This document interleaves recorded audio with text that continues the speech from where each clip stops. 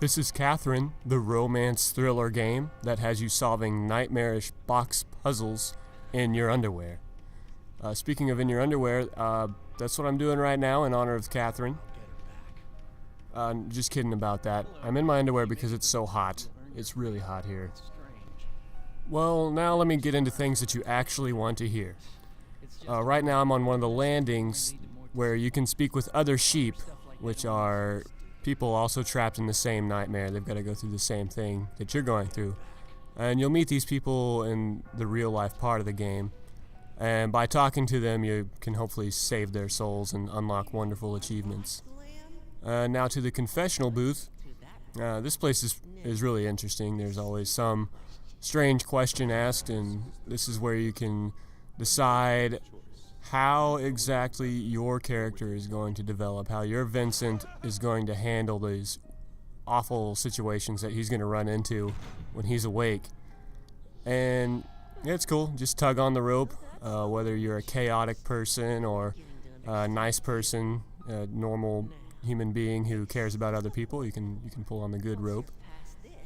And afterwards, I really like this. It shows you what other people are answering, and then you can see that 25% of other people playing this game are terrible people. And now I can show you the core of the game, where the gameplay really lies in thinking and action and pressing buttons at the right time, all that stuff that we love.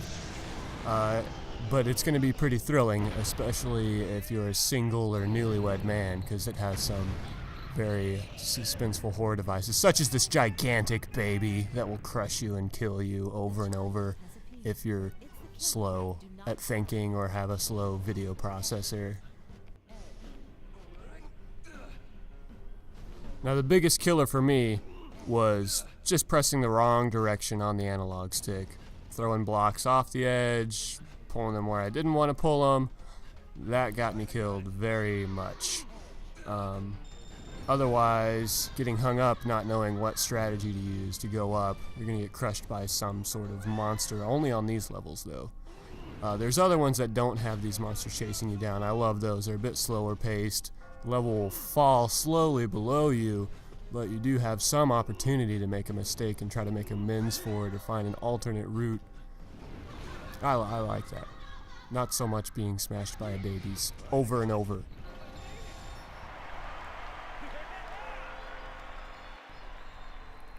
As you near the top of the puzzle, you'll begin to hear the ringing of the bells, which really reminded me of Edgar Allan Poe, The Bells. You should read that and then play the game. You'll kind of understand more of what's going on there.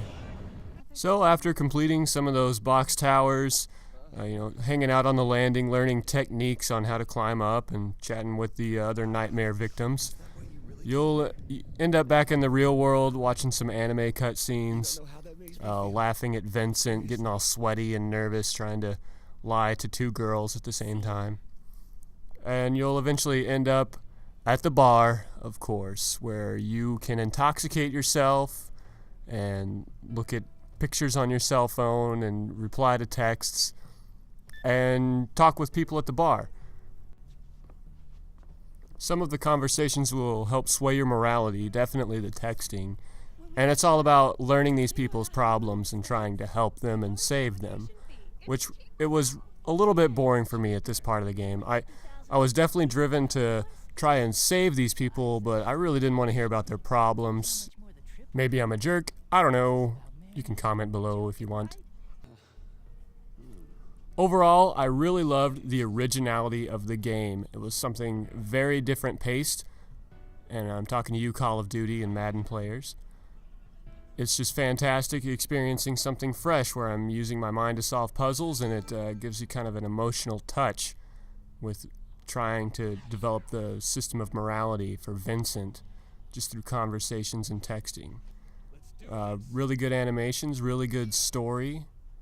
Overall, I thoroughly enjoyed this game, and I do recommend it. And that is to say, I don't really recommend it for kids. Not necessarily because of all the booze drinking, drunkenness, cigarette smoking, softcore hentai. More that you need to be in a mature relationship to kind of appreciate the game for what it is. Well, that's all. Please do those things that people do for YouTube videos. It's always appreciated.